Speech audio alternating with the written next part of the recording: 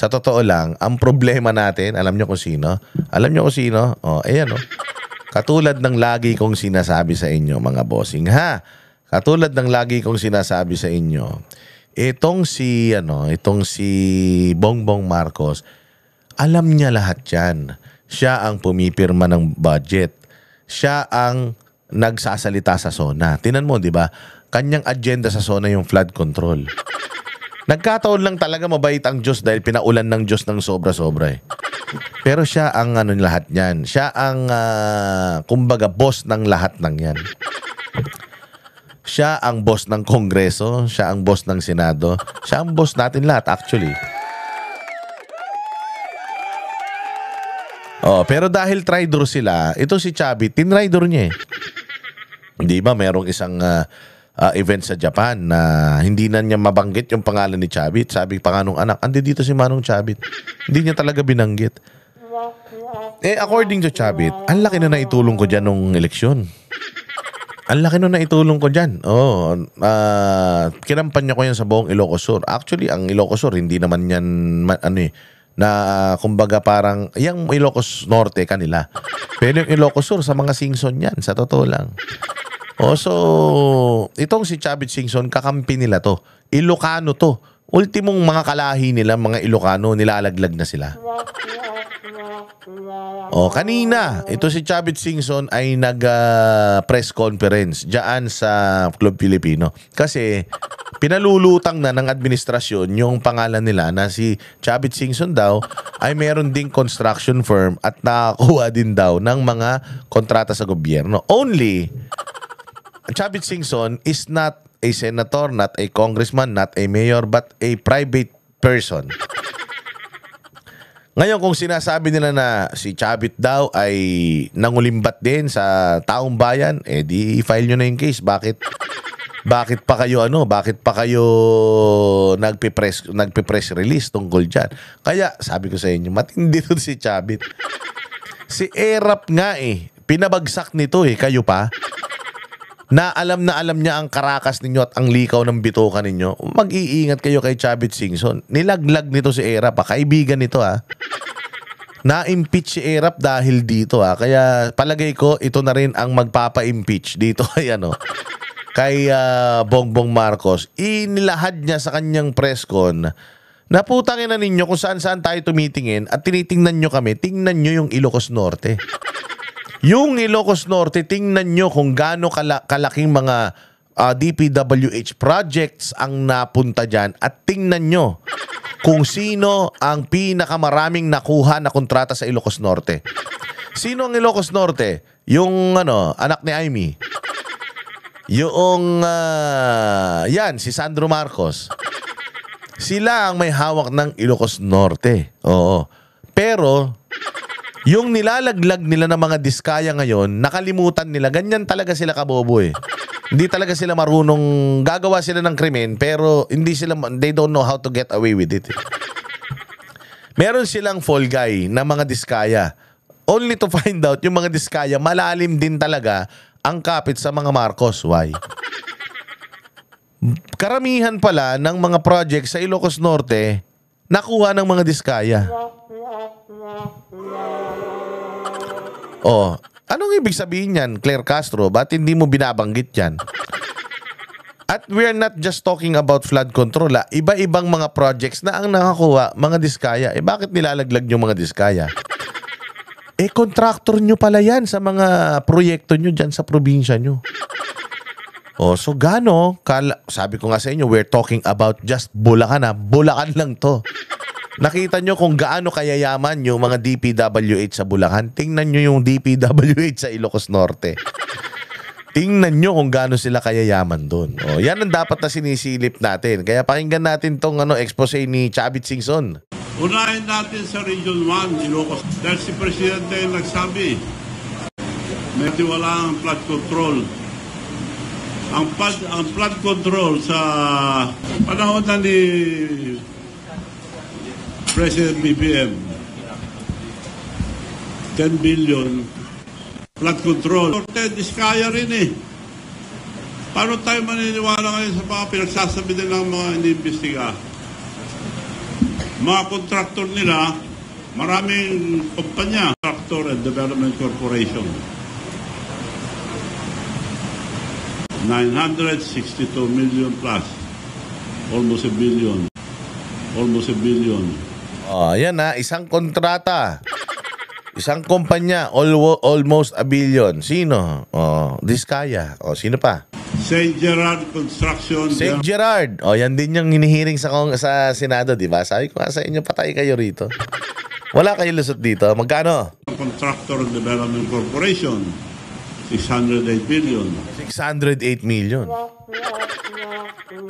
Diskaya din yan. Ilocos Norte yan. Oh, sino pa? Alpha and Omega General Contractor. Alpha and Omega. Diskaya ulit yan. Sino pa? Magkano? Magkano sa Alpha and Omega? Development Corporation. St. Timothy Construction Corporation. St. Timothy din. Kanila din yan. Diskaya din yan. Magkano? 4 ito sa Ilocos Norte. Paano nila hindi alam ito? Eh, probinsya niya ito. Paano tayo maniniwala ngayon kay Presidente? Dapat yung mga inapoy niya na Independent Commission on Infrastructure, mabubuting tao po yun. Kilala ko po si Mayor Magalong. Mabuting tao. Yung pinsan ko yung isa,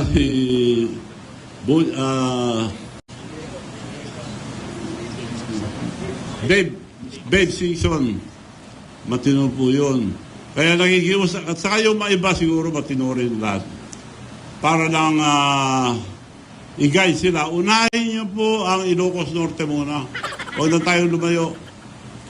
Dahil yung map, as far as flood control is concerned, at buong Pilipinas, sino naka-corner? Yung mga Diskaya. Eh sila ang kontraktor nila eh. Ba't pa imbestigahan nila muna yun? Nandun na lahat ng kalukuhan.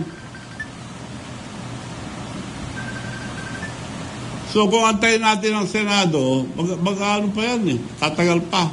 Diretso na. Diretso na lang ito. At ang suggestion ko lang, huwag na natin pahirapan ang taong bayan. Yung rally, baka may manggulo pa. Ang pakiusap ko lang, it will be a peaceful revolution about corruption. Ang mga kabataan at mga estudyante ang maglilid ang revolusyon na ito. This is not for ourselves. This is for the future of our children. Mga kabataan, pabayaan natin sila. Sila mag-lead itong revolusyon para matanggal ang graft and corruption. Ang suggestion ko lang, ewan ko kung papayag sila, huwag na tayo magpunta sa kalye, baka guluhin pa nila. High school and colleges, pero yung mga nasa kindergarten, yung mga elementary, tuloy ang pag-aaral. Hinto muna sila hanggat di bumababa lahat ng mga korap sa gobyerno. Gusto nila. Baka hindi na pababayin si Bongbong niyan, Chabit, pag pinainto mo yung mga estudyante. Ayaw kong pumasok. Bakit? Hanggat si Bongbong ang presidente, hindi ako papasok po. Baka gamitin ng mga bata yan. Ha? Oo, ayari. Ang tatamad pa naman mag-eskwela ng mga bata ngayon, Diyos ko po. Ngayon, kung ayaw nila mag-resign, sila nagpapahirap sa mga estudyante. Kaya nakikiusap ako sa mga kabataan, mga student leaders, tumayo kayo dahil karapatan nyo to, dahil kinabukasan nyo to. Hindi po para sa amin, tumutulong lang po kami rito sa inyo. Ang mga opisyal naman, mga military and police, generals, mga officials, pabayaan nyo po yung mga anak nyo sumama sa protesta ng korupsyon. Huwag nyo silang pigilin para walang gulo. So yun po ang aking suggestion sa mga kabataan.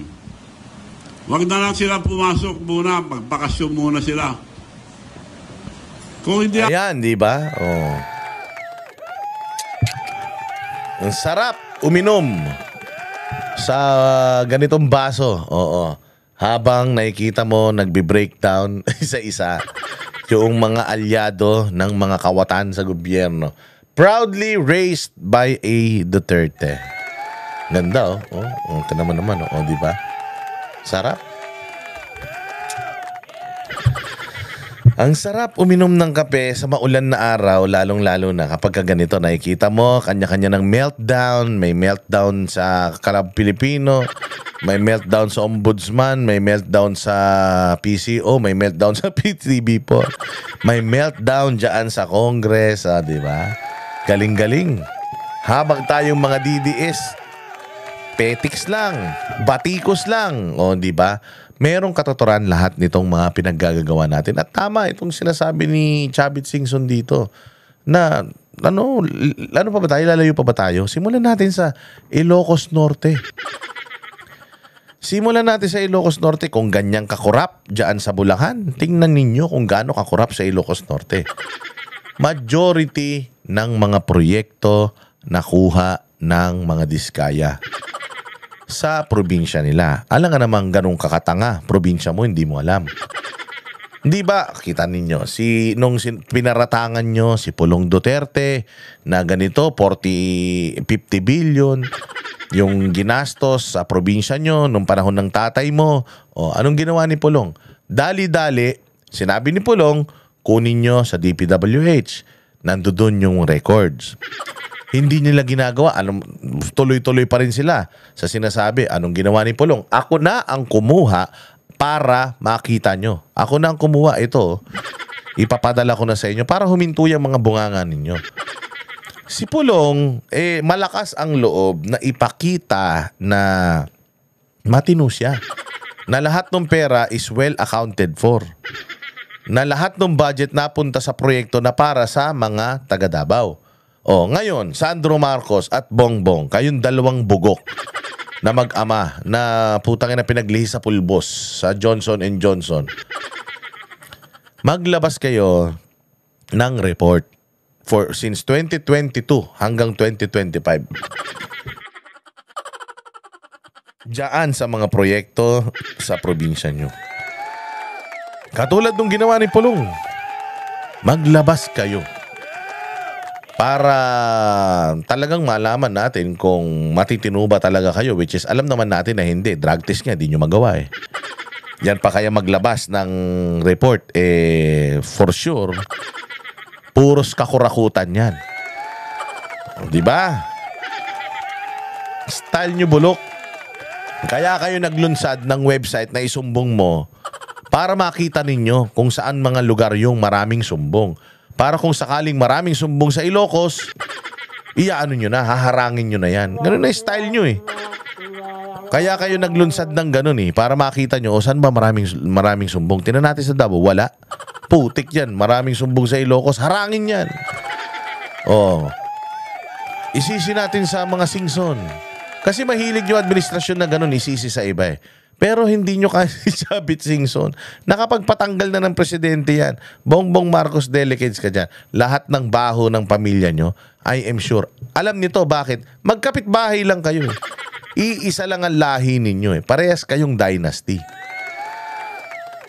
Pero maganda, imbestigahan yung Ilocos Norte, pati Ilocos Sur, imbestigahan natin. Pati yung lugar ni Chavit Singson, imbestigahan natin para patas. Lahat, hindi porket nagsusumbong yan, yan? Ligtas na. Kaya siya nagsusumbong ngayon. Alam niya na yan noon pa eh. Kaya nagsusumbong niya si Chavit Singson ngayon. Kasi binabanatan na siya nung manok niya na si Bongbong eh. Tinrider na siya eh. Yan ang problema. Pero alam niya, magnanakaw yan, pero pinilit pa rin niya. Ikinampan niya pa rin niya. Mga gago eh. Buti nga sa inyo, kayo naglalasunan. Masaya ba ako sa sinasabi na to ni Chavit Singson? Napapanahon ba to? Para sa akin, katulad ng sinasabi ni Inday Sara, wala na to. Sabihin niya o hindi, kitang-kita na ng taon bayan na magnanakaw yan. Ang problema, sinuportahan nyo yan eh. Alam nyo na kawatan yan, alam nyo na bobo yan, ipinush nyo yan sa tao eh. Ikinampan nyo yan sa mga probinsya ninyo eh. So you are equally as liable. Lahat kayo may kasalanan sa bayang Pilipinas. Kayong mga nangampanya kay Bongbong, kayong mga gumasta kay Bongbong para sa laulain niyang bayang Pilipinas, lahat kayo. Pero okay din yan. Maganda rin yung inyong mga expose kasi at least naiano natin. Pero wala, sa mga sinasabi ninyo, wala nang hindi alam ang taong bayan dyan. Alam na namin yan. Bagamat medyo huli na ang lahat, katulad nga ni Inday Sara, may tulong pa rin yan. So salamat na rin. Salamat na rin, pero alam naman namin na ginagawa nyo yan kasi nga nadadamay na rin kayo. Pati yung mga kakurakutan nyo, lumalabas na rin. Kaya naglalaglagan na kayo. This is the way of God sa kanyang pagkilos sa atin, sa bayang Pilipinas. Mahal ng Diyos ang bayang Pilipinas. The fact na nangyayari na ito sa mismong bilog nila, ibig sabihin nun, talagang mahal tayo ng Panginoon. Kaya lagi pa rin tayo magdadasal. Lahat isuko natin sa Kanya. At sigurado ako, kapag sabay-sabay tayong nanalangin na matigil itong korupsyon, prayers can move mountain. Maraming salamat mga bossing. Magkita-kita po tayo ulit sa susunod na vlog. Mabuhay kayo. Maraming salamat. Please, lagi kayo mag-subscribe, mag-like, mag-share, at mag-hit ng notification bell. Good night, good morning, good afternoon. Kami ang boses ng masa, hindi natatakot. Katotohanan lang, di kami nalulunod. Walang bahid ng sismis, lahat ay totoo. Kahit sino ka pa, pag mali ka babanatan ka. Walang pinipiling kulay, wala kaming kinikilingan. Basta para sa bayan, kami lalaban. Pagtama palakpakan, pag mali banatan. Di matitinag, di matatakot, para sa bayan tuloy ang sigaw. Sa harap ng kamera, walang halong takot. Mga baluktot, lahat kayo'y tutumba. Ang hustisya at totoo, yun lang ang mahalaga. Kahit sinong harang, di kami matitinag. Walang pinipiling kulay, wala kaming kinikilingan. Basta para sa bayan, kami lalaban. Pagtama palakpakan, pag mali banatan. Di matitinag, di matatakot, para sa bayan.